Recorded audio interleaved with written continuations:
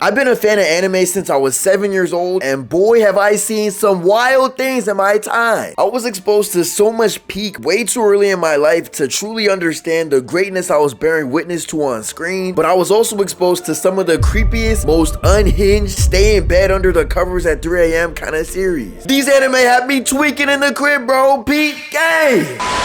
First and foremost, of course, is Berserk. Rest in peace, Miura. This story is super nuanced and beloved by the whole world, but I was like 12 years old watching every heinous, horrible thing humanly possible happen to Guts and everybody around him. Not only that, but we were also watching Guts Swiss cheese armies of people in the most gruesome ways known to man. I'll never forget this one scene where Guts accidentally kills a royal prince who was also a child, and it genuinely broke him to his core. I was like, yo, this is too heavy, dog. What am I watching? And of course, Guts didn't mean to Swiss cheese a child, but it happened, and they made us watch it happen, and they showed us like the facial reaction to the kid. It was bad, bro. It was bad. Like, it genuinely left like a pit in my tummy, bro. Not to mention, I was probably like a similar age as the kid. I ain't gonna lie, it was bad. It was bad. It was bad. I was like, yo, what am I watching? But then I kept watching because, you know, I was still like encapsulated in the story. I was still like locked in, but it was like, yo, they just put Guts through so much awful shit in this story. I consumed this story as a whole through the 3 remake movies they did at the Golden Age arc, and I was sucked into the story, but I was also creeped out. And then the eclipse happened, and I could not go to bed the same that night. I always did wonder where the story went after this arc, and I kind of got an idea, but not really. I never watched the continuation series that they had because it looked kind of boo-boo ugly. I'm sure it was maybe possibly good. I don't know. I think a lot of Berserk fans actually hate that series and how it adapted the story, so maybe not. I don't know. Some Berserk fans say that there hasn't been a good adaptation ever. Some say that the movies were cool. Some say that the 90s anime was cool. I don't know, bro. All I seen was the movies. The movies were cool, but that story had me f***ed up, bro. Berserk story had me f***ed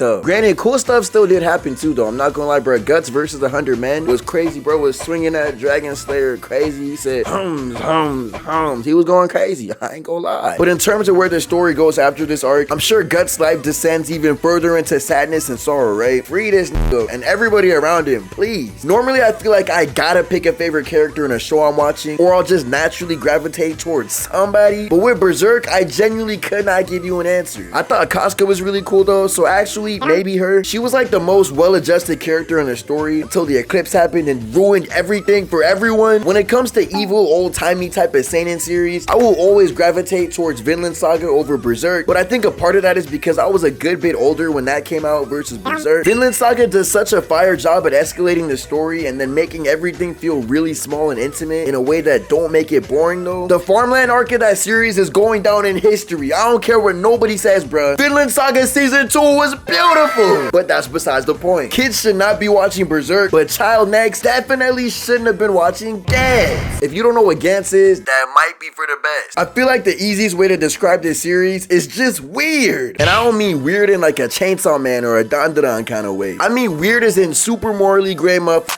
with weird messed up lives going through a crazy game of death where motherfuckers get boomed, weird aliens show up, they be f***ing, etc, etc. Like, bro, what the dog doing? I don't even want to describe what the scene was, but like dogs sticking, yo, like I can't even.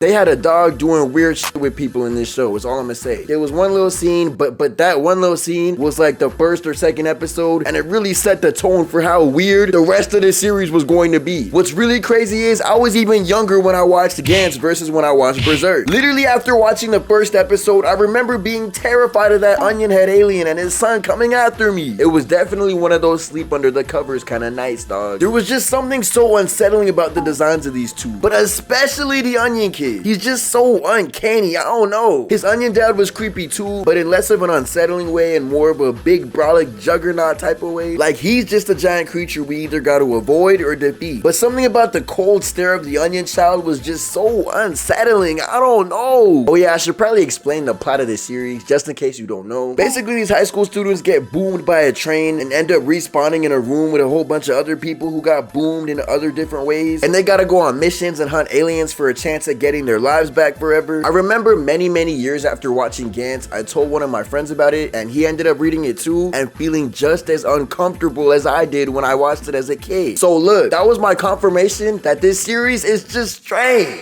No, Steven. We were like damn near adults or already adults at that point, and that story still felt weird. But there were two positives I vividly remember about this series. First of all, the opening was a banger. Oh my! This felt like some skate music in the best way possible. That drum and bass gonna do it every time. The ending theme was really sad though, and the visuals made it even sadder too, bruh. The main three characters were just slowly disappearing until it's just the main protagonist, Kurono, and he's looking back all sad and shit. It definitely added to the weird feeling of emptiness after each episode. But the other cool thing about this series was their suits they had to wear. They looked sleek as hell, and the little glowing light circles all over it add a fun little touch. Although not gonna lie, looking back on it, there definitely is some gimp suit undertones to these suits, you feel me? Especially given the nature of the show, I feel like that connection is not that far off. These suits also give them crazy super soldier ass abilities to be able to combat the aliens they gotta go up against. But this series wasn't just weird, it was also really sad too. Every one of our main characters had really troubled pasts and just horrible life circumstances, some of which led them to being in the Gantz room in the first place. This series tackles a lot of heavy themes as well, but it's packaged in a way that can be uncomfortable to watch, especially depending on how old you are. But I can never let it go. Like years later, I stumble across different video essays about this series, and I'm like, wow, this is what that meant, and this is what that guy's character was about. But also, I only watched the anime, and that ended in what felt like a super ambiguous way compared to how I heard the manga ends. It was a classic case of catching up to the manga before it ends, and now we gotta figure out an anime exclusive ending version, which honestly is really interesting because that's such a common plague of this era of anime, the like early 2000s to like super early 2010s. It's caught up to the manga, and now it's like,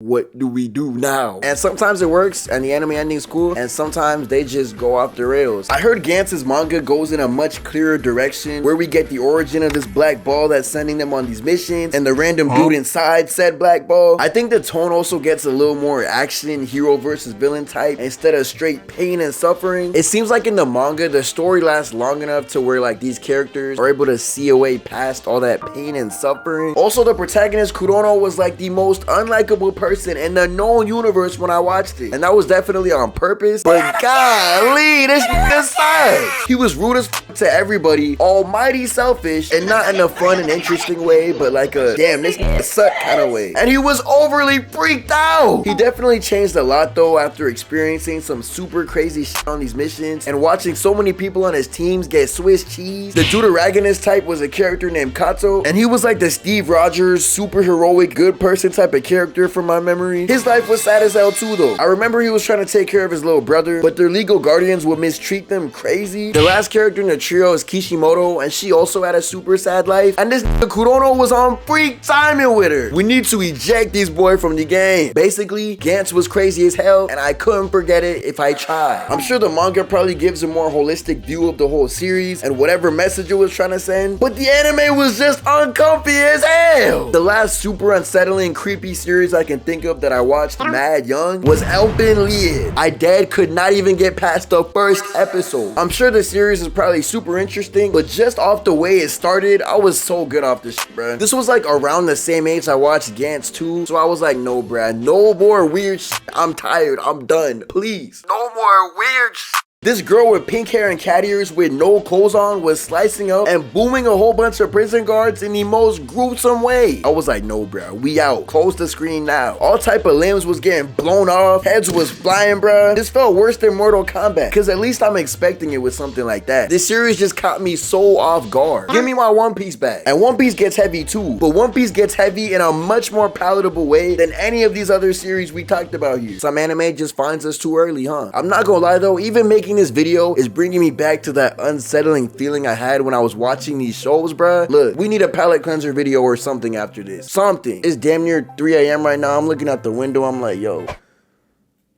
That onion alien coming for me, bro. I'm cooked. Yeah, we doing a Teletubbies vid after this. And also, I'm genuinely not trying to disrespect any of these series, but like, nigga, this made me uncomfy. And I think, at least in the case of Gantz and probably Berserk and probably Elfenlied also, I think in the case of all of these series, they were trying to make niggas uncomfy. Or I just watched it too young. I think both. I think definitely both. I'm not gonna lie, bro. Give a first grader unlimited access to the internet. It's GG. I can only think about what niggas is viewing right now, bro. Cause like now, like there's just so much of everything. Yeah, let me not get in my video essay bag. That's not my body. But yeah, shout out these creepy ass unsettling series.